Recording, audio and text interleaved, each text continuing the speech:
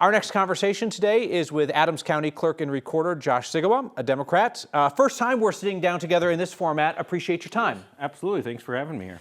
So, elections are nonstop in the news, if only because President Donald Trump is constantly talking about elections. Vladimir Putin was talking to him about elections, so now he's talking about elections. Right. And Colorado is at the center of so much of this, right? Yeah.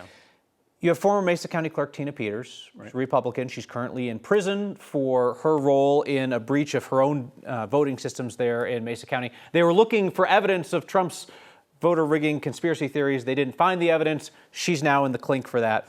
President Trump is threatening harsh measures if Tina Peters is not released.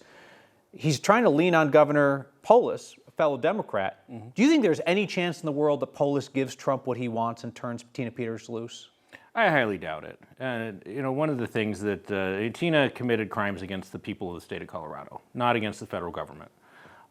Really, President Trump has no authority in this particular area. Honestly, he should stay in his lane in this particular area.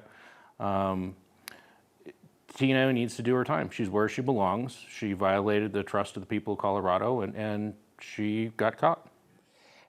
It's been interesting to hear how Colorado's clerks really have had pretty much a united front, with maybe one exception, in terms of saying that what she did was wrong, that it made your jobs more difficult, that it made your jobs more dangerous. What is it like to have her now elevated to this star figure on the American political right and to have her in the headlines while she's in prison? She's been at that level since this took place years ago. For us as a group of clerks, the beauty of being a clerk is we get to be involved in politics, but we get to be on the outside looking in. We don't have to play the games. We are nonpartisan running elections. We may have to be elected to office. We may have a letter next to our name on the ballot indicating our party, but we get to stay outside of it, and we get to enjoy helping people vote, exercise their constitutional right. And for us, it's not about politics. It really is about giving people the ability to access their right to vote. And when you have clerks like Tina who have jumped neck deep into it, it really kind of discredits us as a group of folks. Kind of diminishes the work that we do in election security and in the election space. And personally, I'm happy she is where she currently is, getting her 3 meals a day. But, having her at the forefront, to me, really is just a distraction measure from other things that are taking place in the country right now. You talked about Colorado's clerk and recorders being elected. Obviously, that's something that is a requirement currently under state law. I feel like you could make a pretty good argument that there would be a benefit to not having clerks and recorders being elected. You would not be as responsive to the public, right, because you wouldn't be an elected official, but it would take some of the partisanship out of the job. What do you think is the better system? The one that we currently have, partisan elected officials serving as elections officials, or some type of nonpartisan appointed role?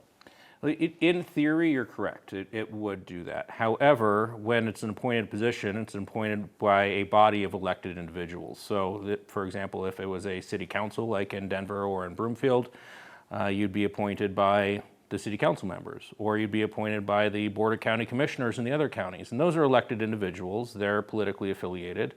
And many times they're more closely tied in with their parties than clerks are.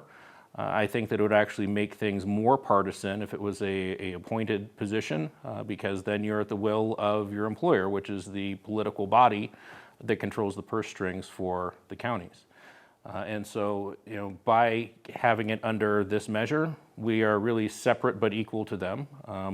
Really, in a way, the executive branch, if you will. They control the budget. We control the operations. And so it does keep it separate and gives a buffer between politics and running the elections. So about the politics of elections, let's go back to President Trump. So President Trump has made a number of threats towards Colorado if Tina Peters is not released from prison. And I think we say that over and over again, and sometimes it sounds like it's a normal thing, and we should at least stop to acknowledge that in American history, that's a very abnormal thing that we're talking about, which is the president threatening a state if that state does not release his political ally from prison. So I'll just state that. Should Colorado be prepared to suffer pain in order to keep Tina Peters in prison in terms of financial pain and so forth? I mean, goodness knows he sent the military into Washington, D.C. He could threaten to send the military into Denver. What should Colorado be prepared to withstand in order to say she stays in prison? Sure, and he sent him into L.A. as well. And as a former Marine myself, I was appalled when Marines from 29 Bombs, where I used to be stationed, showed up in Los Angeles. It's an abuse of power, and it's done to threaten and intimidate. I don't think Colorado should be intimidated. What's taking place on a broader scale right now is we're seeing congressional lines potentially being redrawn in Texas to add more Republican seats. California is threatening to do the same to counterbalance it. And it's unfortunate because gerrymandering really is the enemy of democracy. But if this is the way politics are going to be played, what's to stop other states from following suit? There's plenty of deep blue states. There's plenty of deep red states. What's to stop any of them from redrawing all of their lines to ensure that their seats are protected, or to try to add additional seats for their party? It's it's unfortunate what's happening, and it's a political power move. I think the president sees a loss of control of Congress in 26 and is going to do what he can to maintain it. I think Colorado is a leader in elections. We're a leader in a lot of areas, and we need to stand firm. What Tina did was unacceptable. If any other clerks, regardless of party, even if it was from my own, they deserve to be put in prison. You break the law and you have to pay the fine, or do the time. And if President Trump chooses to somehow penalize Colorado, I think Colorado should take some sort of action. There's be some hoops to jump through, but I wouldn't be surprised if Colorado went the same route as California and added an additional blue seats. Do you think that would be a reasonable response to President Trump taking punitive measures against Colorado if Tina Peters isn't freed? For Colorado to say, listen, you punish us for keeping this woman in prison for a crime she was convicted for, we could redistrict and take some more seats. I don't think it's unreasonable. Like I mentioned, I think that gerrymandering is the enemy of democracy, right? You're taking away that one person, one vote, and the power of the vote. That's the point in doing it, to guarantee your party a seat. So I don't think it's okay to do. However, at this point in time, it's been shown that Congress and the Supreme Court are fairly complicit with what the president wants to do, which means the only checks and balances left are at the state level and at the voting booth. And so in order to keep the balance in this country, lines have to be redrawn. I think that's a fortunate consequence, and I think it's the actions of a forced hand. Can Democrats win a political tit for tat with President Trump? I believe they can, if they want to. It strikes me that he's willing to do things that I hear Democrats completely eschewing. I mean, January 6th, right? I mean, the fact that he would excuse political violence in the seat of government. I don't hear Democrats saying, well, if we have to do that, then we're going to do that. It just strikes me that you're in a race to the bottom with somebody who has a different idea of where the bottom is. I think for the presidency, I don't think there is a bottom at this point, which is sad. First time in American history that I think I can say that. And at the same time, when he's pardoning January 6 folks, he's charging a former, I'm assuming he's a Justice Department employee with felonies for throwing a sandwich at folks. So there's some hypocrisy there. And a race to the bottom certainly doesn't do any of us any good. It was not all that long ago that we were trying to do a race to the top and get to the moon. Not that we were perfect, we being the country, by any means. There were lots of issues, civil rights issues, wars, any number of things. But at least intelligence was valued, science was valued, the concept of civility was valued. And I think we've gotten away from a lot of that. Whether or not Democrats are willing to go that low, I hope that they're not. I hope that there's some integrity left throughout politics somewhere. But, I think that at some point, fire has to be fought with fire. I had an idea. Maybe this is a dumb idea. You can tell me if it's a dumb idea. With this redistricting power grab, this back and forth, right? Clearly, Trump started this round of it. Dems are responding. Then he says he'll respond again, whatever. Nobody wants to unilaterally disarm, because then they're going to lose, right? I think about the deal that was struck with the Popular Vote Compact, where a bunch of states said, listen, if we get a critical mass on board, we're all going to flip the switch at the same time, and we'll give our electoral votes to the national popular vote winner.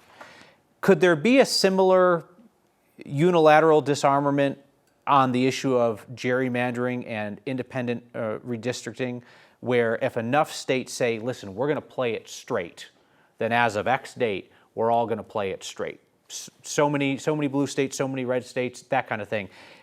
Or is it just going to have to be individual states like Colorado saying, we will do this fairly and ethically, and by doing so, give up political power for the majority political party in our state? You know what I'm getting at here. Yeah, absolutely. And I don't think it's a silly idea at all. Essentially what you're talking about is doing away with the Electoral College in a fashion, even though you'd be giving the electoral votes to the popular, the national popular vote winner. Really essentially doing away with the electoral college system. Yeah, I feel like that's one way to do kind of like the group of states acting together. I'm just curious if you could get a critical mass of states to say, even if it is to our political disadvantage, we will draw fair maps if so many other states also agree to draw fair maps. That's what I'm asking. I think it's entirely reasonable. In fact, that's the way that it should go. It should be fair across the board. I mean, look, if someone has to redraw the maps so that they're entirely within their favor, they have to do that because they can't win any other way, which means their ideas aren't that good or they aren't that popular, which means the way that they're going to maintain power is by diminishing those who are a little bit more mainstream, right? And that essentially encourages minority or the extremists on both ends, right, left and right, to put forth their ideas and to control what takes place politically. There are some mechanisms that we could take a look at, to help bring more moderacy forward. Ranked choice voting is an idea. Mobile voting is an idea. Although it may not be as secure as we need it to be at some point in time, we will be able to vote mobily once that security measure is there. I mean, goodness, we have a paper trail on every ballot, and people are, some folks are convinced Colorado's elections are rigged. You introduce mobile voting, I mean. Right. Well, and so the reality is before we even had electronics, people had to vote on paper. And, if you look back to the early 1800s, somebody with a beard would have their face shaven and brought back in to vote. So this concept of voter fraud has always been there. The reality of it is that it is 0.0001% of what takes place. And most of the time when there is fraud that's happened, it's usually because the elderly man and elderly woman or the couple are sitting there at the table and we're filling out our ballots together, Kyle, and I accidentally pick up your envelope and you accidentally pick up my envelope and then my name is associated with your ballot and vice versa, right? That's not fraud, that's a mistake. And technically in Colorado, because we catch it before it happens with our systems, no fraud's been committed anyway. So it's very, very rare that it actually happens. And in the handful of cases where it does, it gets caught and the person gets prosecuted. The law accommodates for that. And the process is in place and the process is completed whenever it happens. It's very, very rare. Dead people don't vote. It's not a reality. That's an old wives' tale from 100 years ago, where it may have been possible through paper ballots and falsifying names and IDs and things like that you could do it. Now it just doesn't take place. And unfortunately, it's easy to scapegoat. It's easy to paint a devilish picture of elections and say this party is trying to take over and that party is trying to take over and they're cheating and they're not cheating. Well, usually it's when the person is screaming the loudest that they're the one actually doing it. So if someone is screaming the loudest that we have cheating here in Colorado, I'd actually take a look back at them and say, what are they doing behind the scenes to try to cast doubt towards somebody else? Not saying they're cheating themselves, but you don't bring things up unless you're thinking about it, right? It's just not that's not human nature. So unless you're considering cheating yourself, you're not going to even think that somebody else is cheating. President Trump's Department of Justice wants Colorado's voting records from the 2024 election. They want 2020 records preserved. It's an unprecedented ask for data from a state in terms of voter registration lists, possibly ballots. Is there any issue with giving the Trump administration that stuff? If the elections here are on the up and up, give them the info? The elections are on the up and up, and they don't have a right to that info. Just like they don't have a right to know what's going on in your bathroom or your doctor's office. They don't have that right. The information, the voter records, they are private. They don't have the authority to take them from us. The only way that the administration could get is if it was willfully given over. And although I'm fairly confident in saying this, there isn't a clerk in the state of Colorado that's going to do it, that's going to comply. If a judge forces us to, then it'll happen because we'll abide by the courts and the law. But at this point in time, the law says that they're not privy to that information and it won't be turned over. Some of that information is public, though, right? Voter registration information, that's Sure. public, not necessarily in the aggregate, right? But that's public. If somebody wants to pay for a recount to come in to get some ballots to do a recount, they could get it that way. What's wrong with giving the administration that information? If they could get a lot of it on their own, separately, smaller batch, that kind of thing. They're not asking just for the public information, that's the issue. If they were truly interested in the public information, they could just Google voting records Colorado and it would pop up the list, right? Or you could Google, somebody's individual and then add in voting record after it and you could see how they're registered and whatever information is publicly available. But what they're asking for is actually how people voted and other things, and that's not okay. Now, when you say how people voted, you don't keep a paper trail that connects a name to a vote. Not at all. Yeah, so there's no record like that for them to get. Yeah, they're separated in the process. But those are things that they're asking for. Some of the information isn't available because it's simply not kept. And other information they're seeking for immigration purposes, right? Or any number of other nefarious things they're asking for it. And the answer is no, they can't have it. You were privately critical of how Democratic Secretary of State Jenna Griswold handled the leak of voting machine passwords last year. Yeah. That became public when we got the tape and we played it on the news. Appreciate that. No problem, we'll do it again. Secretary Griswold, when she found out about the leak of these voting machine passwords, which is one component that people would need to get into a system, she kept it quiet. She didn't tell the clerks like you, right, and she didn't tell the public. She only started changing the voting machine passwords once we found out about it and talked about it publicly. She's made a series of errors as Secretary of State that could harm voter confidence. Have any of those errors actually impacted the work that you do and the trust that you feel you have with the public? I'm sure there are members of the public that it diminished it for. I'm sure there are others that don't even know what you're talking about. Sure.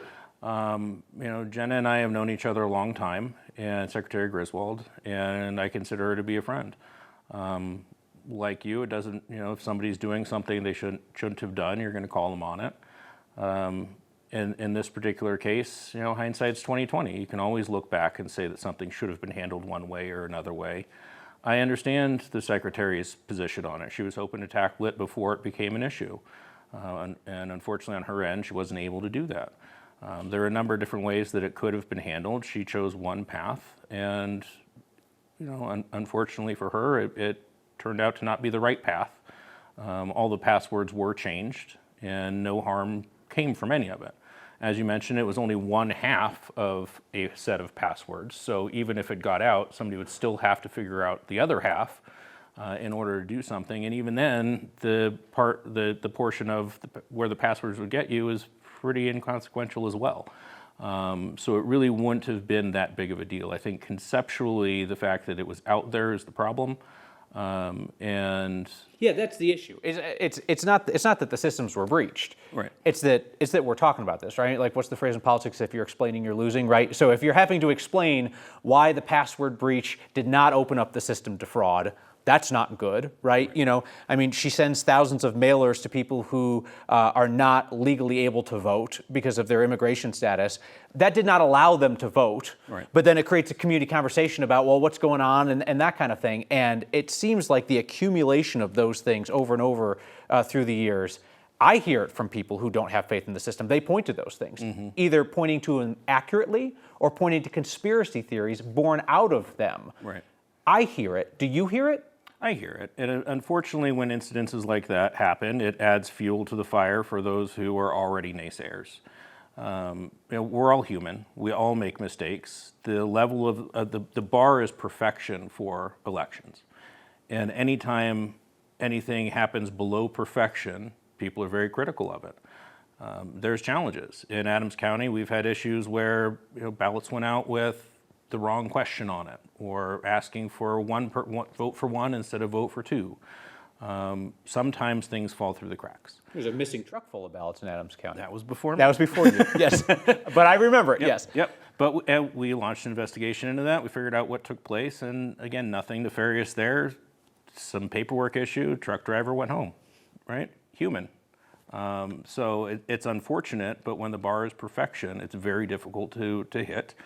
And when we don't hit it, which does take place, again, because we're human,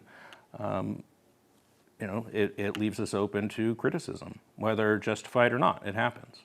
And I've had it in my office. I know of other offices. Every single election, there's something that takes place where somewhere in the state, somewhere in the country, where a ballot bag gets lost, a drop box gets left open.